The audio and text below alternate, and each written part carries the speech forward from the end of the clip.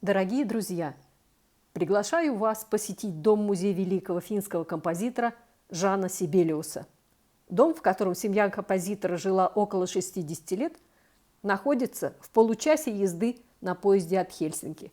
Можно выйти на станции Айнола, я же еду на велосипеде со станции Järvenpää. Здесь находится большое озеро Tuusulanjärvi. И в начале прошлого века эти места облюбовало сообщество художников. Здесь они нашли компромисс между селом и городом. Их привлекали природа и покой с одной стороны, с другой стороны по железной дороге было легко уехать на пьянку в Хельсинки. К сожалению, семейная жизнь композитора была омрачена пьянством и загулами Сибелиуса. Говорят, однажды Сибелиус собирался в Хельсинки, и жена поинтересовалась, когда он вернется. В ответ Сибелиус заявил, что он композитор, а не ясновидящий. В 1908 году ему удалили опухоль в горле, и он отказался от выпивки и курения. Однако через 7 лет, когда опухоль не возобновилась, Сибелиус вернулся к прежнему образу жизни. На старости лет, а прожил он 91 год, Сибелиус курил и посмеялся, что врачи, которые запрещали ему пить и курить, давно в могиле, а он вот все живет. Оставляем велосипед на велопарковке. Курить нельзя, с собаками нельзя, идем за билетами. Билет для взрослого стоит 15 евро, но у меня приобретена музейная карта, она стоит 76 евро, и по ней в течение года можно посещать разные музеи без дополнительной оплаты. Очень выгодно. В помещении кассы есть небольшое кафе и, разумеется, туалет. В Финляндии закон: где наливают, там и отливают.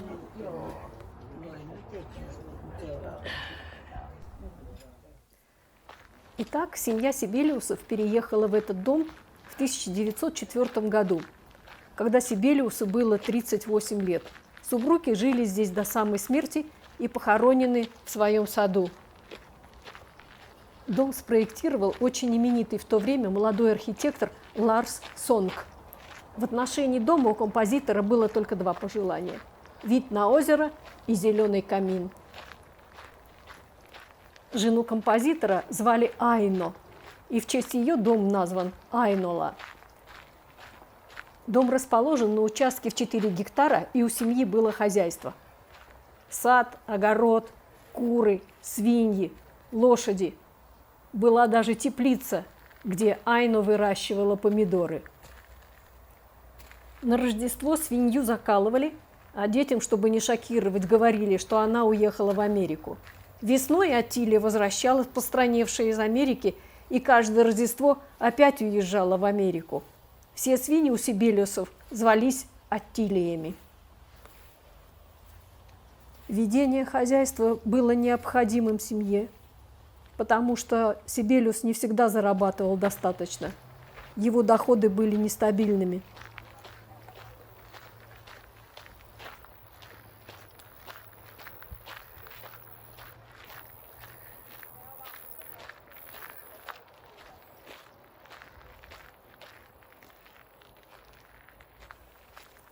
Просьба не рвать в саду растения и не собирать семена.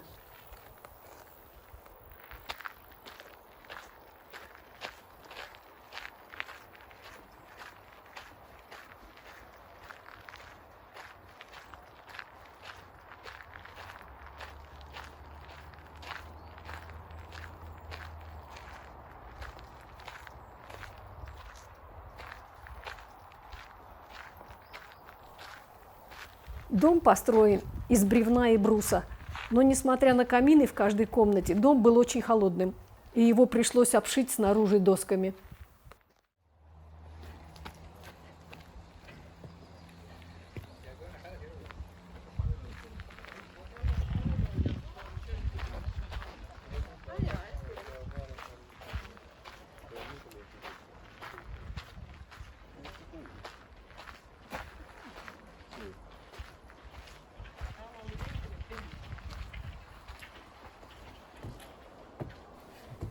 В начале века Отсюда открывался великолепный вид на озеро, но со временем озеро скрылось за деревьями.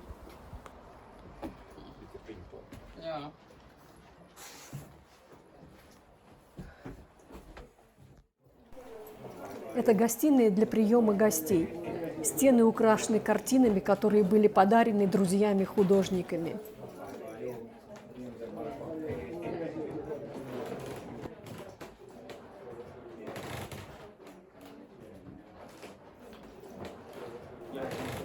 Эту картину написал Оскар Парвиайнен, когда узнал, что третья дочь Сибелиусов умерла от брюшного тифа. Всего у Сибелиусов было 6 дочерей. В столовой стоит зеленый камин.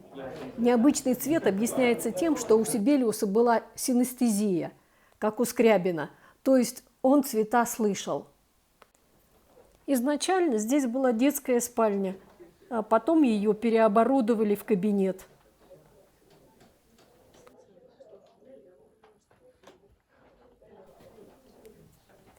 Это любимое кресло Сибелиуса.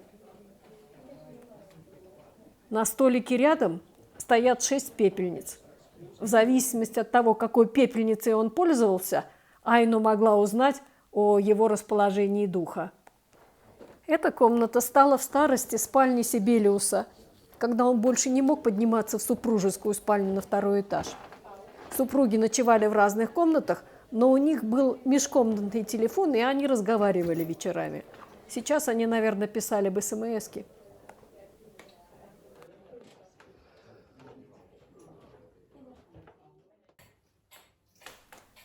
Пойдем на кухню. Здесь сохранена утварь тех времен.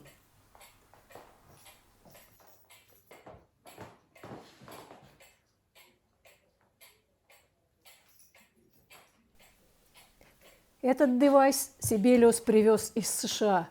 Это аппарат для чистки яблок.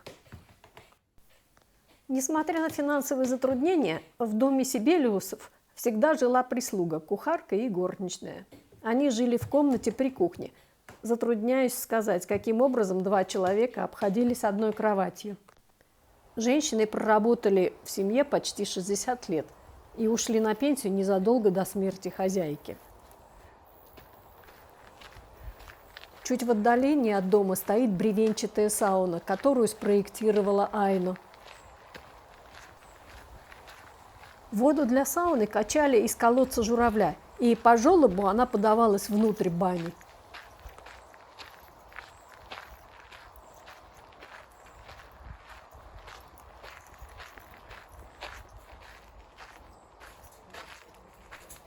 С первого взгляда обычная сауна. Предбанник, чан с водой, парилка с полком.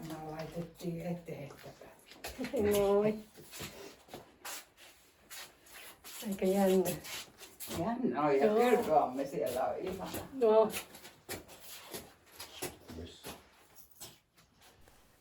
Сюрприз! Ванна!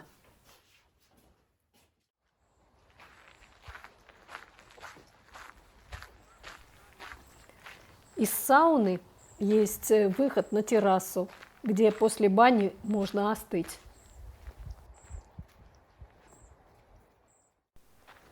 Жан Сибелиус умер в 1957 году и был похоронен в своем саду. Бронзовое надгробие в дождь похоже на поверхность озера Туушула, которое так любил композитор. Айно прожила 97 лет и была похоронена в одной могиле с мужем в 1969 году.